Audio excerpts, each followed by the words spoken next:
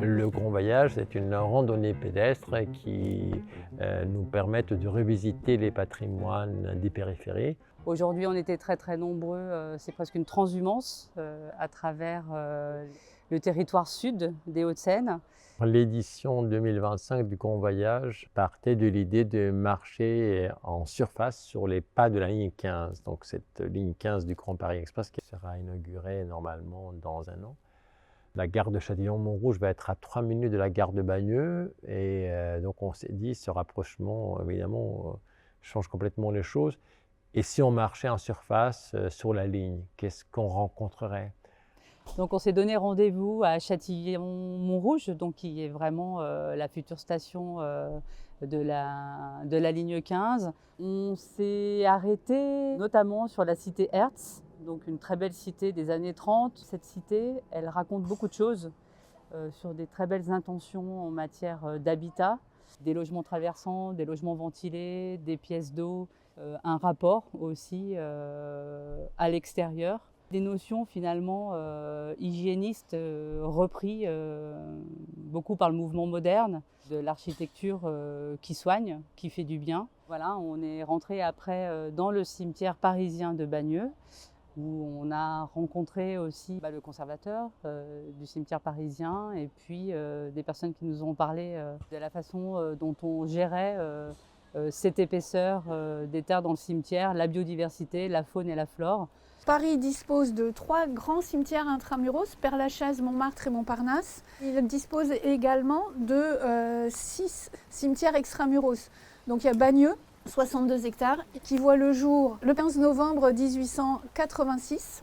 Un cimetière organisé sur un plan carré, avec des alignements d'arbres qui étaient également prévus à l'installation. On a recensé à peu près 5450 arbres plantés sur le site. Depuis janvier 2015, il a été décidé d'appliquer à la mairie de Paris le zéro phyto. Donc il n'y a plus du tout d'emploi d'herbicides dans les cimetières parisiens. Alors le Triangle d'Or, le lotissement de la Pierre Plate et de la rue de la Résistance, pourquoi? Alors, entre le cimetière parisien d'un côté et le fort de Montrouge de l'autre, parce que c'est le dernier lotissement qui a été construit dans les années 1950. Et donc c'est un moment où les classes moyennes supérieures ont réussi à s'installer et à construire leurs habitations. Et donc c'est le lieu le plus bourgeois de Bagneux. Et comme ça a une forme de triangle, on a appelé ça le Triangle d'Or. Vous avez tous les styles d'habitation, hein, on a l'impression que ça se fait de façon un petit peu anarchique au niveau de la forme architecturale dans les habitations. Chaque propriétaire appelle un architecte, qu'on soit de la classe ouvrière ou de la classe moyenne, aussi des industriels. Il y a des styles assez différents. Après traverser le quartier de grands ensembles de la Pierre Plate, qui est en pleine transformation urbaine, pour arriver au métro Lucie-Aubrac.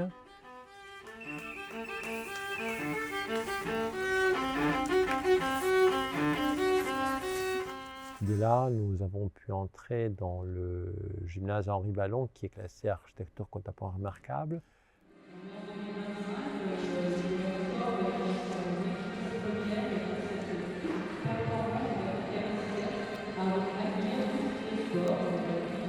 Pour par la suite aller visiter l'église Sainte-Monique. C'est une église qui est implantée sur un carrefour, animé, passant, il y a des voitures, etc. Et on est vraiment au pied de barres d'immeubles, avec des hauteurs vraiment assez considérables. Une brique qui est peinte, on a un sol en ardoise grise et une pierre de l'autel très qualitative. Donc peu de décor aussi pour ne pas perturber la lecture du visiteur qui va être justement happé et appelé par le cœur de cette église. Il y a un détail assez important, hein, c'est ces poutres en sapin qui sont un peu, il y a une écriture elles sont peintes d'une écriture assez originale, avec des formes géométriques qui épousent parfaitement la courbe de toit.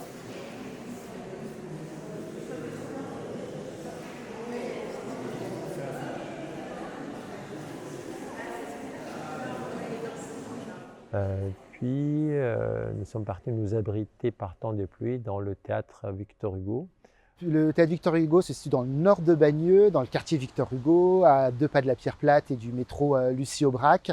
C'est un théâtre qui a été construit véritablement au cœur de la cité à l'époque, même si aujourd'hui le quartier change beaucoup, mais c'est un théâtre pour lequel il est vraiment important d'être ancré sur son territoire et dans son quartier.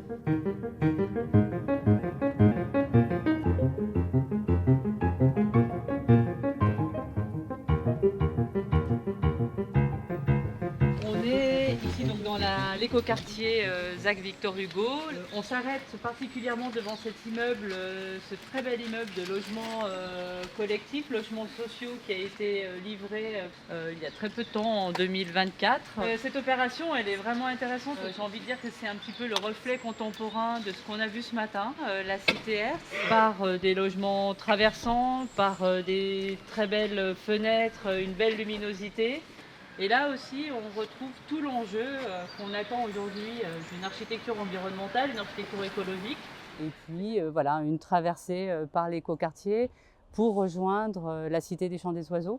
Qui est une cité remarquable des années 30, construite par 2 très grands architectes, Lotz et Baudouin. Et de là, nous avons continué sur cette cité en la traversant jusqu'à sa partie moderne.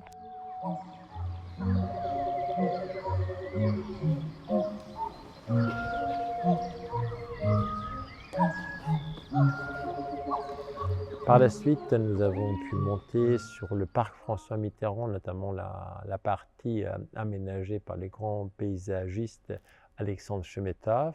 Nous avons marché tout au long de la parcelle de l'ex-Thomson. Nous avons fait le tour de la colline de Mathurin en passant par la chaufferie de Vladimir Modiarski, qui est un ouvrage technique remarquable des années 50. Et puis dès là, nous sommes allés sur le terrain du lycée avant le lycée pour assister à une représentation in situ d'un collectif d'artistes russes en exil.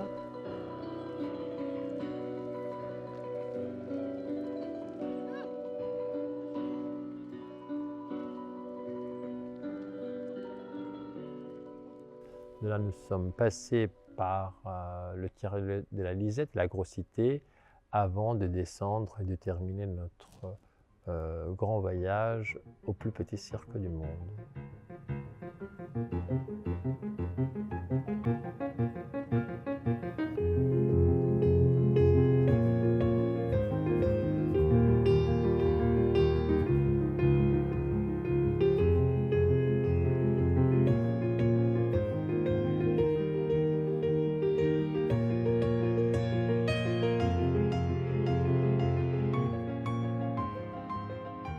La journée du Grand Voyage est ponctuée par des impromptus qui m'ont été commandés par le plus petit cirque du monde, artistiques, au cours justement de cette grande marche à travers la banlieue. Je pense que l'implication du corps, de toute façon, dans toute connaissance, permet une appréhension beaucoup plus intuitive et beaucoup plus gaie en même temps de ces espaces. Et on est moins dans le fait d'apprendre des choses. Moi, j'adore qu'on apprenne des choses. On fait le tour des fenêtres. Une grosse porte. On est dans le fait d'apprendre en faisant ou d'apprendre en se réjouissant ou en s'identifiant aux personnes justement qui dansent et qui parlent. J'ai 24 ans et ça fait 20 ans que j'habite à Bagneux. Via le Grand Voyage, en fait, j'ai redécouvert totalement ma ville et c'était très instructif. On a appris plein de choses sur l'histoire de la ville. J'ai vraiment énormément apprécié la visite du cimetière parce qu'en fait, c'est plus qu'un cimetière, c'est vraiment c'est comme un jardin avec plein d'espèces vivantes et on voit que c'est hyper bien entretenu. J'ai eu un très beau retour d'habitants juste avant d'arriver au PPCM qui m'a dit, c'était la première fois qu'elle venait, et elle m'a dit que ce grand voyage lui avait fait aimer l'espace public. Pas mal.